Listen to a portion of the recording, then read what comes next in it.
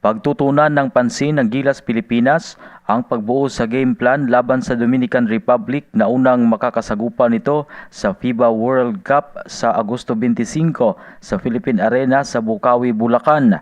Sumalang sa tatlong sunod na tune-up games ang Gilas Pilipinas para sa 1-2 na baraha. Kasama na rito ang 77-84 pagyuko sa Mexico noong Lunes sa PhilSports Arena sa Pasig. Masaya si Coach Chat Reyes dahil nakumpleto na ang kanyang mga bataan sa training camp at mga tune-up games.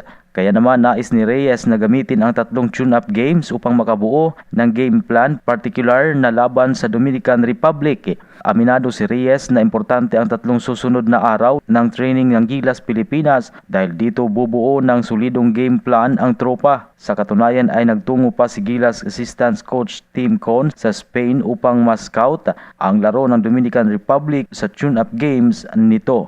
Yan ang balitang sports. Ito si Ray Tampos para sa Radyo Alternatibo Balita Nationwide.